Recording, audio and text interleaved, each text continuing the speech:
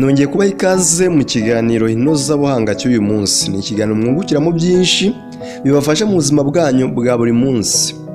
Uyu munsi tugiye kubabwira mu kiganiro inozabuhanga, tugiye kubabwira ubwoko 8 bw'inshuti ugomba kwitondera mu buzima bwawe. Aba bantu nubabona mu buzima bwawe uzamenye ko rwose aba bantu atari inshuti nziza. Hari umuvandimwe watubwiye ngo tuzabashakira amakuru y'uko umuntu yamenya inshuti zimubeshya cyangwa se uburyo yamenya inshuti z'ukuri. Nyamara ni kenshi twibwira yuko dufite inshuti nyinshi cyane kandi nziza, ariko byagenda gutya ukisanga uri wenyine. Umunyarwanda we yaravuze ati umuntu ni mugari.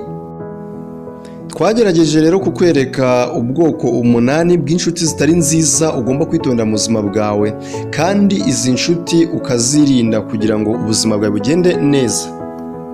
Ubwoko bwa mbere bw'inshuti ugomba kugendera kure kandi ukazitondera ni inshuti zikwishimira mu maso yawe. Izi ni za nshuti ubona zikwishimiye kandi zikanagusekera igihe muri kumwe uri mu maso yabo. Abangaba ni babandi igihe bazi ko ukora umurimo runaka cyangwa se akazi ukora runaka, bakaza bakubwira bati congratulations, ubikora neza cyane, tukuri inyuma, bakagushimagiza ndetse uko bishoboka kose. Ariko iyo umaze kubava iruhande batangira gupanga imigambi yo kukugira nabi, bakakuvuga nabi.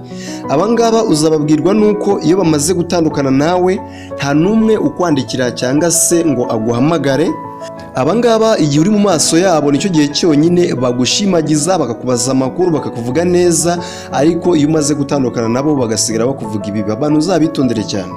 Ubwoko bwa kabiri bw'inshuti zitari nziza ugomba kwirinda cyane ni za nshuti ziza mu buzima bwawe igihe urimo gusarura. Ahangaha ni cya gihe uba wahembwe, wabonye amafaranga, buri wese arumva ashaka kugusuhuza. Mu gitondo bati waramutse, ku manywa bati wiriwe, nimugoroba bati mwifurije ijoro ryiza, ese ko twaburanye ntawaza kugusura. Ni hahandi ushobora kuba wejeje imyaka ukabona abaza kugufasha gusarura ni benshi, ariko iyo bamaze gusaruraho nabo bakabonaho utwabo bahita bigendera.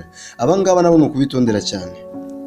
Ubwoko bwa 4 bw'inshuti zitari nziza ugomba kwitondera zishobora kugutera akaga ni abantu mu b'inshuti bagira ngo bagukoreshe mu nyungu zabo.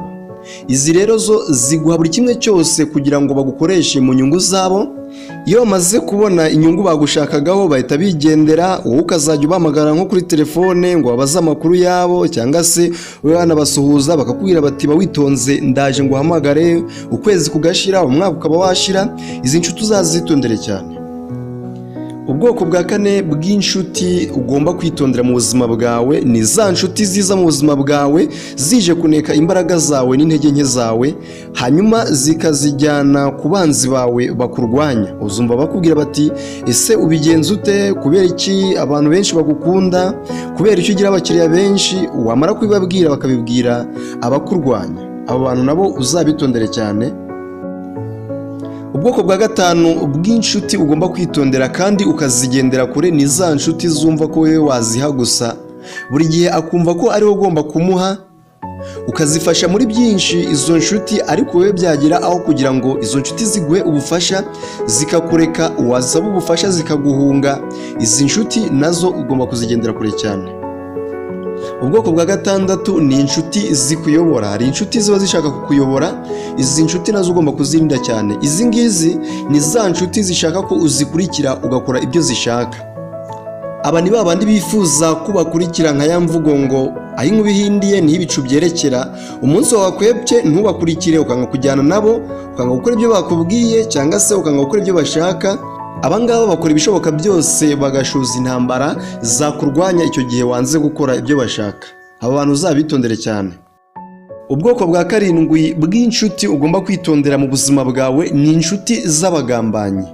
Izi zo rero zititaye ku cyo ari cyo cyose uzikorera, ari umugore wawe cyangwa se umugabo wawe, ziramugutwara. Intego y'izi nshuti aba ari ukukubabaza gusa. Izi nshuti ntizifuza kukubona wishimye habe na gato.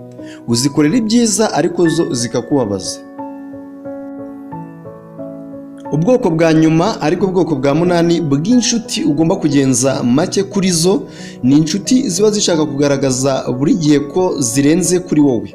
Uzumva abantu bakubwira bati my son, my brother, umuhungu wanjye, yagera mu bandi ati c'est mon petit frère, buri umuvandimwe wanjye, murumuna wanjye namwigishe byinshi. Buri gihe izi nshuti ziba zishaka kugushyira hasi kugira ngo zo zigaragare neza. Nugira inshuti uzitonde cyane, gira aho ugarukira kubwira inshuti zawe ibikwerekeyeho, ushyireho imipaka aho utagomba kurenga. Ntabwo buri umwe wese agomba kumenya ibyawe. Ubundi mu buzima bwawe hari abantu bakwiye kubona inyubako yaruzuye batazi ngo byatangiye ryari, batazi ngo watangiye gukora iki kintu ryari, bagasanga cyakugejeje aho ugomba kugera. Saba Imana izaguha inshuti zikwiye, zizakubera nziza kandi arizo kuri mu buzima bwawe. Hari umuhanga umwe wavuze ati, witwa Abel, yaravuze ati inshuti nziza ni iriya yagize ikigeraho hanyuma nawe igashaka ko wagera ku nzozi zawe. Ndagushimiye cyane ubana natwe mu byo tubagezaho byose kuri iyi channel ya YouTube, by'umwihariko mu kiganiro Inozabuhanga. Ni ikiganiro mwateguriwe nanjye Jean Marie Vianney Manizabayo. Ndabashimiye cyane. Wifuza kuduhamagara cyangwa kuvugana natwe, watwandikira kuri iyo nimero. Naho mu kiganiro Inozabuhanga cy'ubutaha.